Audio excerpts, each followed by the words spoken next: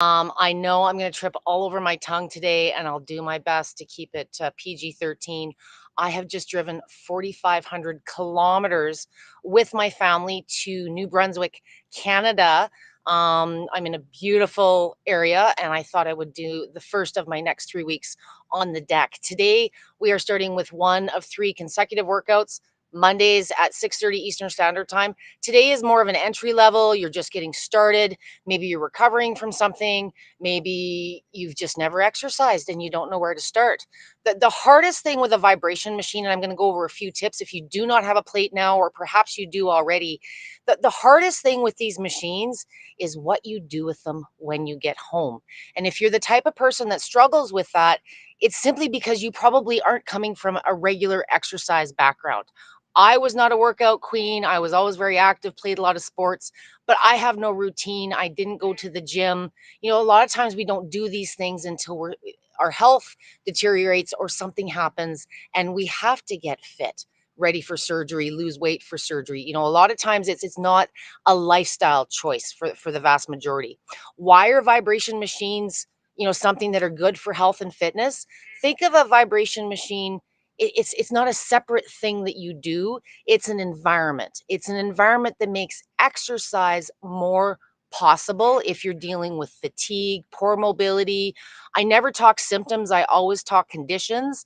Fatigue could be from a heart issue, it could be from medication, it could be, from diabetes. So focus on symptoms. And if you're dealing with fatigue and exercise hurts, or you're dealing with hypermobility, loose connective tissue disorder, whatever is deterring you physically, a vibration plate simply is a little kinder on the body, gives you a little bit more benefit in less time with next to no impact. So now that I've made your head spin a little bit, we're going to get to a little bit of a workout. If you've never joined one of my workouts before, I always have a stool. Why? Because I'm old and I sometimes need to take a break. But the reality is, many of you are starting from a place of fatigue, or perhaps you're not able to fully bear weight. You're recovering from a hip replacement, or you stubbed your toe on the couch last week, and it just hurts to bear weight. So if you're afraid, or if you're not able to bear weight fully, you can start seated on a stool. Why would you be seated on a bar height stool? I'm sitting on something a little bit taller. You want to make sure that when you're seated, your hips are not lower than your knees. So when I get meaner and make you stand up on this thing, you're not downhill. A lot of the reason our hips and our low back deteriorate is we're sitting on the couch with our hips lower than our knees, and it's hard. If you look like this, getting up out of your chair, you need to start working on leg strength. You should be able to stand up, and the most natural human function on the face of the earth. We used to poop in the forest. We used to run through the fields. Is you should be able to keep your feet flat. And most people can't do that. Most people, I can't do it on the machine, but most of us are on our toes. Okay, you should be able to land flat footed and completely stand yourself up. I'm not saying that didn't hurt after 4,500 clicks, but range of motion, flexibility, exercise isn't always about being strong and fit. If you can maintain your balance, for my post 60, post 70 crowd, osteoporosis never killed anybody. It's the falls, the breaks. So, recovering from these things as we get older. So, be active minimally if you can. Today, we're going to start with 5 very, very simple exercises. If you've never exercised before, keep it simple. If you have a whole bunch of positions and it's elaborate, it's called a workout. It's demotivating. It's work. So think of it as moving and feeling better. Start moving and feeling better first, and we'll progress to the fitness in the next couple of weeks. So today, I've got a new machine today. We're working in oscillating mode, regardless of what model you are working with. Other modes are gravy, and you can use a pre-selected program. I always work in oscillating. It's the most natural function of that's how we walk across the floor. Except on a vibration plate, it's a lot less impact. We're not moving as much. Now I'm on the deck, and if this is wobbling, it's because I just stepped on the machine. So my apologies in advance. Think functional. I want your feet no more than hip width apart. We don't walk across the floor like this. We walk with our feet in line with our legs, or we should.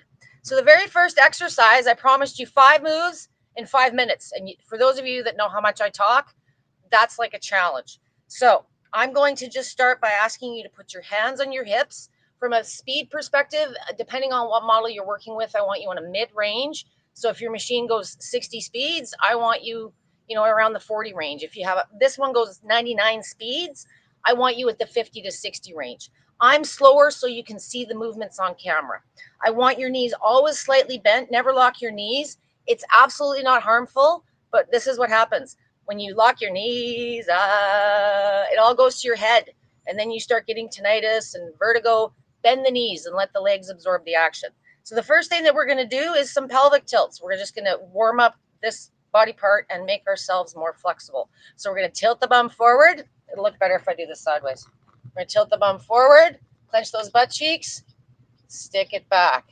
And you'll feel that pull. I can feel 4,500 kilometers in my low back right now. Forward, backward.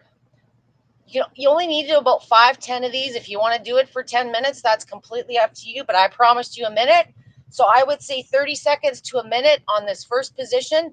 If you do lack range of motion, your balance is poor, close your eyes. That's a really good way of building balance without having to make it more challenging. Maybe you want to do some torso twists. Don't just stand there. It's boring. So the next thing we're going to do, biggest muscles in your body. Biggest group of muscles are your quads and your glutes. If you want to lose weight, you want to get stronger, you want to get up out of that chair without using your hands, we're going to squat. So all a squat is it's like you're getting ready to sit in a chair, but you're not quite there. I don't want you moving up and down. That's hard on bad knees. And if you have poor balance, just go as low as your natural range of motion allows and hold it till you can't hold it no more. You shouldn't be able to hold it for more than a minute. You shouldn't be fighting and resisting it. If you are, or if you find at any time this is too challenging, you're always in control. Bring your feet closer to reduce intensity. Don't touch the speed. You want more action. You're a workout queen. You want to make it meaner. Widen your feet and get lower. If you exercise regularly, challenge yourself within your positions. The machine's not going to do all the work. So what your squat looks like really depends on your range of motion, your current conditioning. And another really good reason to use the chair, if you're actually keeping up with me and you're just starting this for the first time and you're dying and you can't stand back up, it's also a safety thing. Okay?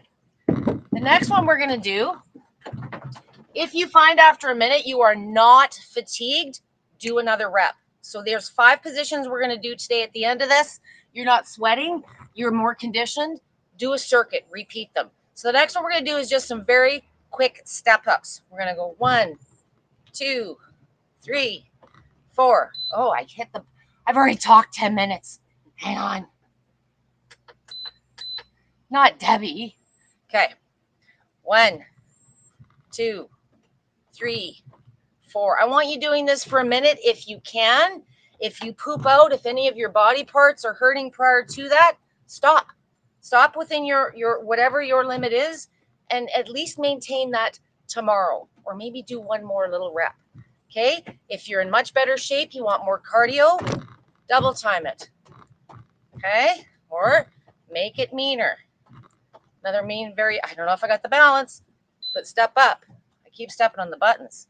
Okay? So whatever your step ups look like are going to be very much based on your current conditioning. Okay? So I have a bad knee and a bad attitude sometimes. So I like to just step up at a moderate pace. Okay. For those of you that are keeping track, that's position number 3. We started with pelvic tilts. We moved to squats. And then we wanted to get the heart rate up a little bit. So we're doing step ups. Okay. The next part is going to require us to get down on the ground. We're going to do some upper body and we're going to do some core. So 2 things I want to point out. If you're doing upper body, if you have not done a push-up on the floor in a decade, you have no business doing it in an environment that makes it harder. Practice on the floor first. The better your technique and your form, the better your results are going to be. I'm going to move this. My family's watching me here ramble. Okay, for those of you that have not done a push-up in a decade, take the body weight out of the equation. What am I doing? I'm wiggling the cord out.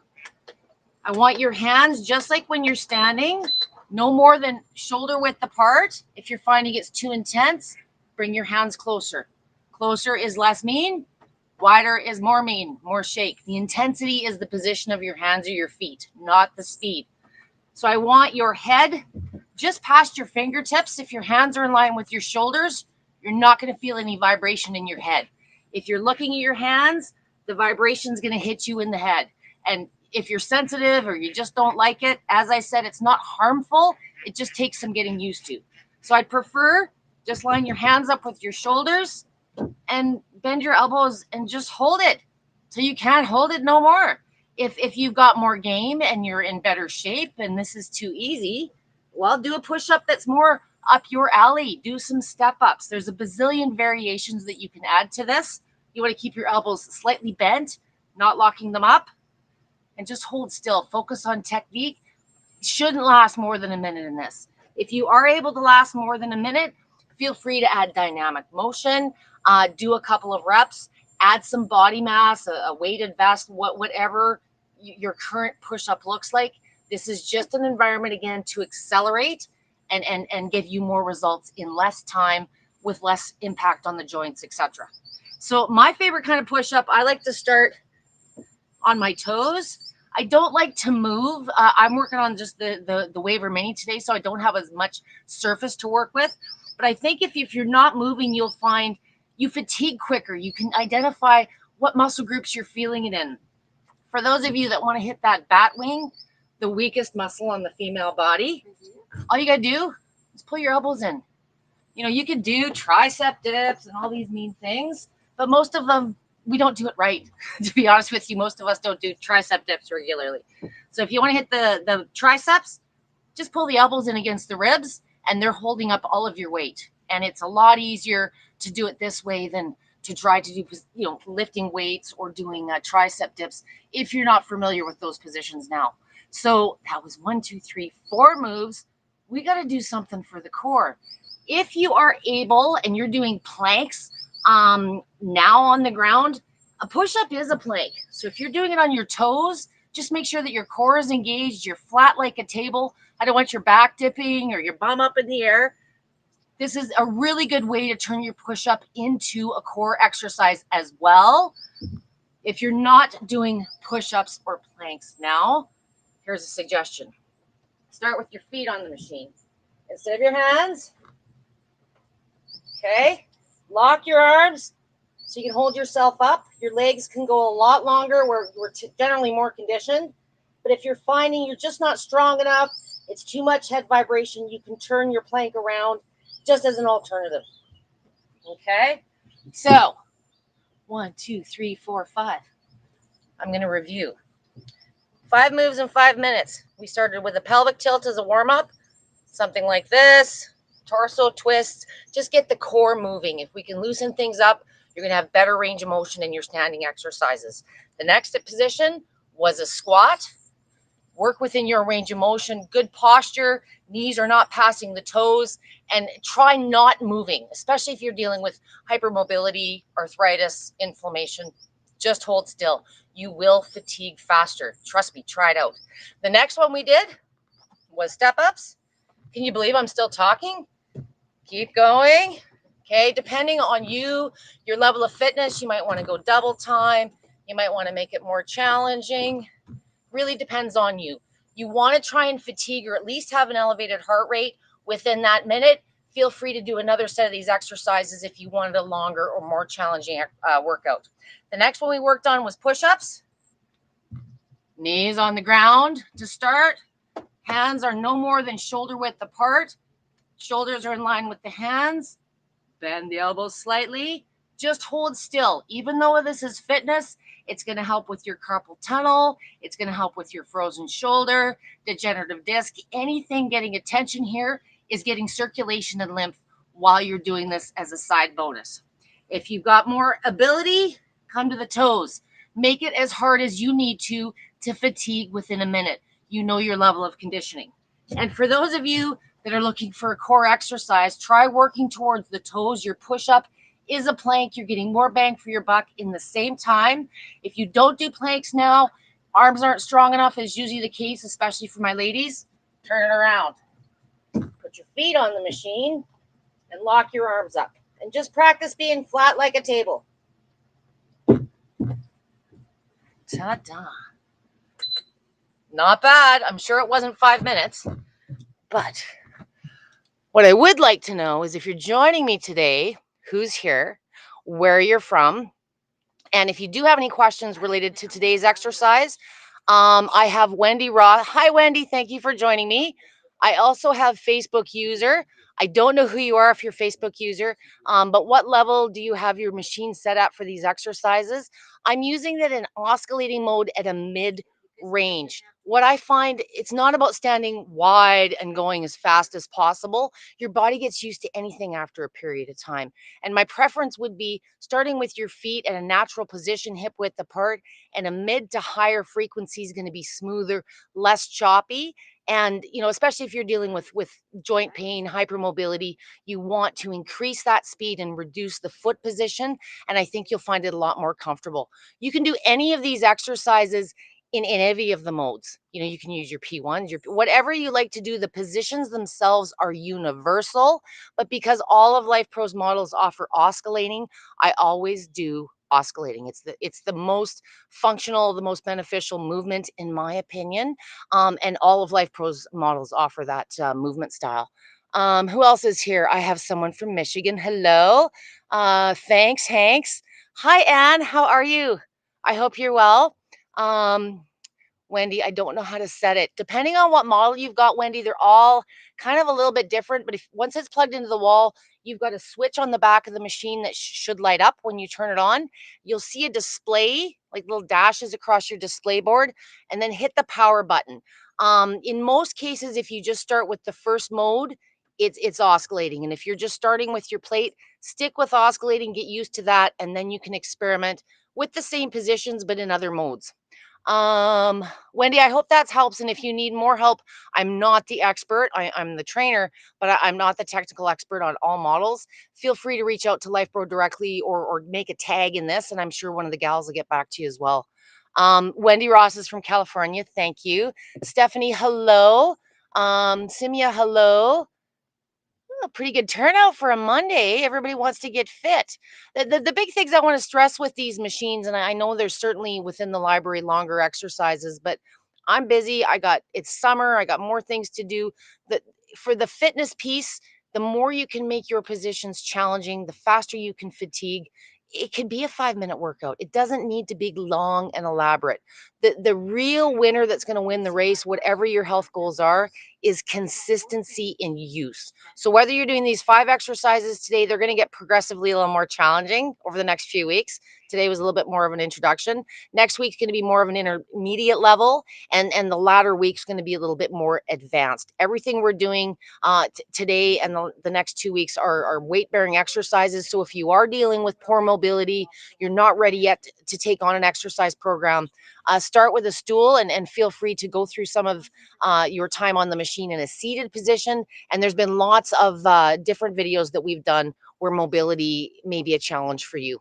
Does anyone have any questions? I did have the one question about setting the levels on the machine, but if any of you have questions about what I went over today, or there's fear or there's medical concerns, there's always a way that you can use the machine, but you might need to get a little creative in how you personally get started. Just like everybody recovers differently. There's lots of ways you can use the machine to get the benefits of lymph and circulation without being seated.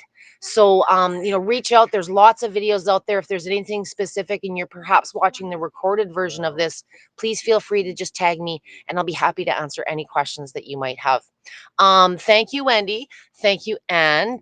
Thank you, numerous Facebook users, and thank you for joining me today. I will see you again, same time, same place, 6:30 Eastern Standard Time next Monday, as well the following Monday.